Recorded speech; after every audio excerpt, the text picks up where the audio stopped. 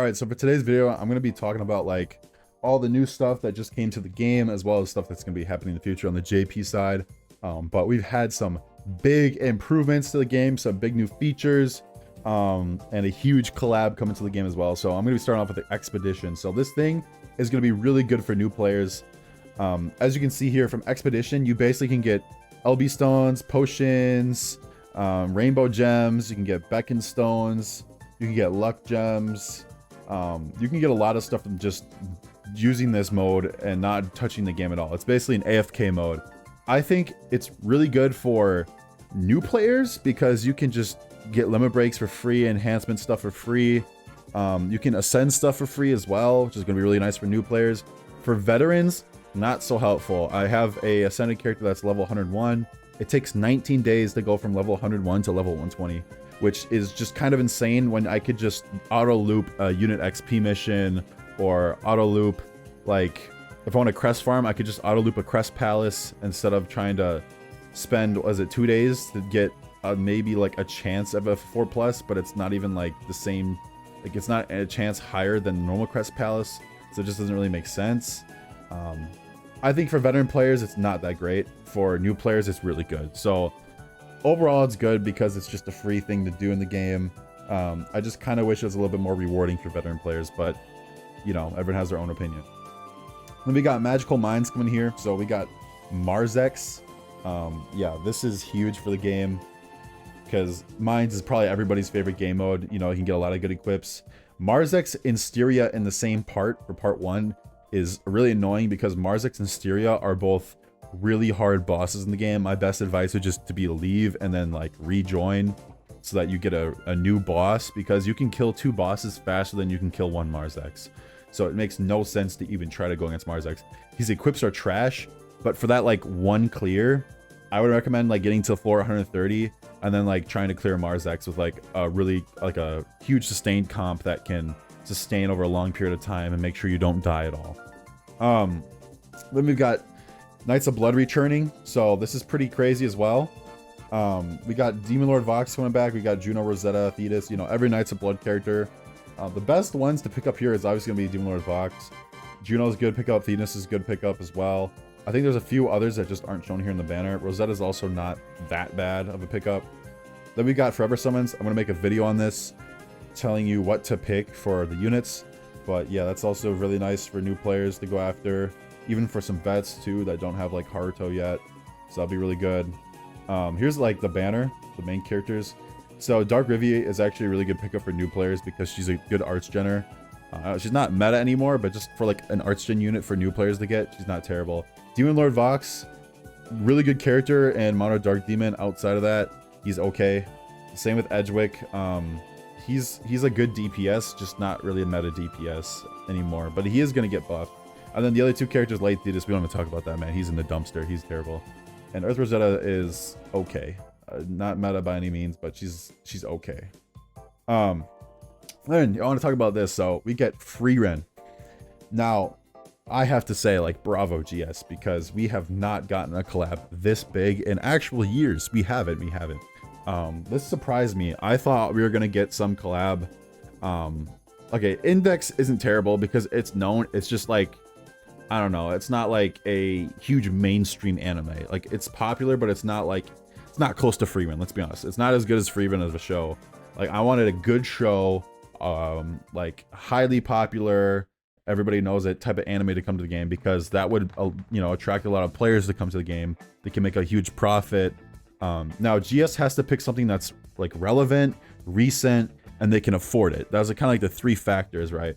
Kenshin was an oddball because Kenshin came out a while ago for an anime, you know, it's not recent. But Kenshin also is very well known, so it was an odd pick, but it was like still a decent pick. But you know, like stuff like Black Rock Shooter, like they're not ever gonna rerun Black Rock Shooter. That's a one and done collab. You can't, there's not enough characters. And just, I don't think they made that much money on Black Rock Shooter, if I'm being honest. But yeah, so I feel like Frieren's honestly really good for their game. It's gonna last 3 months long, and I really hope they make the characters overpowered. I think they will, because it's such a, you know, a new collab. It's such a popular collab.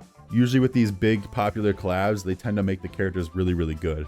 So Hopefully that's the same case with Frieren. If not, that would really suck, because that would break a lot of people's hearts who really like Frieren. But yeah, I have to say, like, great job, GS. You look at some of the artwork here, like, wow, like this artwork is so good. You've got this, it kind of reminds me of Chobe, but it's still good. This is pretty good artwork too. This is pretty good artwork. You got the SP art. This is so fire with the flower petals. Like, oh my goodness, like, bro, the flower petals is just, that's amazing. And then like you got this nice wholesome artwork too here. Like, man, it's just, that's nice, bro. And you got some stickers too, so I actually like these stickers. This hee sticker, that's gonna be fire. I'm probably gonna use that. Shoot me sticker, that's getting used 100%, bro. That's funny, bro. Let's go is pretty good. How should I respawn's good. Thanks is good. Like, these are good stickers. I actually like these. They're kind of funny, and they kind of fit GS really well. So nice job. Like, man, GS really killed it with this collab. I'm super excited, and I'll have to see what the equips are like. I might do a video like on should you summon, or like just discussing their kits. But yeah, that's kind of all that came to the game, and I'm going to talk about the Knights of Blood kits now, the Dreamhawk buffs. So yeah, starting with Dreamhawks here, we got Thetis. Nothing too crazy for his buffs. He just got 5k more on his barrier. Acre's Dream, I think, is better than Spectral Dream, because you get this damage res passive and then 80 seconds more in Monkey Drive. Spectral Dream isn't that bad. I just feel like his Acre's Dream fits him more. Although the 100 arts gauge burst isn't that bad, to be honest. I just feel like the damage res passive is just going to be way more clutch than 100 arts at the start. So yeah, we got Duke. Basically, they gave him some more damage in his kit. You know, nothing too crazy. And Verdant Dream tries to turn him into a DPS, even though he's not a DPS. And then Spectral Dream basically just helps you run like break teams. So I feel like Spectral Dream is going to get more usage here compared to Verdant Dream. But yeah. And then we've got Rosetta. So Rosetta, she stacks magic and water res down. 45% both for 25 seconds long. Which is going to be crazy, because honestly, if you're running like mono water magic, you can get up to like 300% res stacked. And, you know, they got Hoka in the game, who's water magic. They've got Original Witch Celia, who's coming up, who's water magic. They've got SS Rosetta, who's water magic. I mean, they've got a lot of people coming in the game who are pretty good magic. Just DPS, supports, everything, you know? So I feel like she actually might have some usage in Summoner's Road, some like harder missions in the game. She could actually be used. With these Dream Evolution buffs, right? Aqueous Dream is better, at least in my opinion, because there's just so much mono water right now that's really good compared to like with this, the demons, you know, meta demons right now, it's probably like dark or light. There's not really a whole lot of meta water demons. Long is water demon, but he's not meta by any means. So yeah, I just feel like Aqueous Dream is better, and the 60 seconds longer in Monkey Drive is also pretty nice. You've got Juno. Juno is already like pretty good in the game. The fact that she got buffed makes her like, I don't want to say meta, but like she can be viable in like today's comps for sure, 100%. She's got 7 arts a second on True Arts. I mean, one of the higher ends of arts per seconds in the game, and then 20 seconds long. You know, it's 140 art gauge. I mean, holy.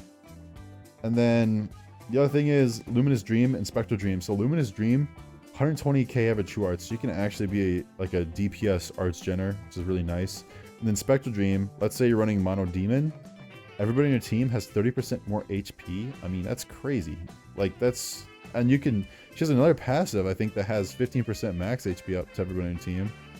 And that stacks with this. You get like 45% HP up for your team. And then also you have 8 arts a second for mono demon teams. That's 8 arts a second's crazy. I mean, wow. But yeah. And then you got Earth Rosetta. She got buffed. I don't think anything like too crazy. The main thing that was crazy is 80k to 120k modifier. She is pretty much a DPS now, except she's also a little bit of a support because of this equip CT speed. But the main thing is she's just going to be a DPS now. And with these buffs, these Dream Evolution paths, Verdant Dream is probably going to be a better option here because you got this damage passive scaling and then 3 arts a second to herself. And you can probably use her as like a DPS now, which is pretty nice. Light Thetis, I won't even talk too much about this dude. His buffs just aren't enough to make him meta again or even usable. He just sucks in general. Dark Rivy, she got some good buffs. So first of all, this dark res stacking, 40 seconds, 50% down, and it's stackable. So you can get up to like 200% dark res down if you stack it a bunch. And you cycle like true arts probably. I think like you can get like 200% down. And then with the true arts, 100% magic res down. You know, a lot better than 60, that's for sure. And then 70k modifier. So some slight buffs to everything in our kit. The main thing is these dream evolution paths, right? So the damage buffing is very situational for these, but the own arts 3 a second compared to dark allies all by 1 a second, I feel like Spectral Dream is probably going to get picked more because you're going to be running her in mono dark most of the time anyways, and she only has 4 arts a second. So turn that 4 arts a second to 5 arts a second, and I mean, that's way better. And honestly, I'm not too sure. Like, my battle knowledge might be terrible here, but I think, doesn't she have a passive that also arch gens to demons or something? I'll have to look. I'm gonna have to edit that out. But yeah. Then Vox didn't really get buffed a whole lot, sadly. Same with Berwick. Same with Berwick, he's just not anything too crazy. Same with Rivi, she's okay, just not anything too crazy. Leon, not anything too crazy. And yeah, that's all of those. So yeah.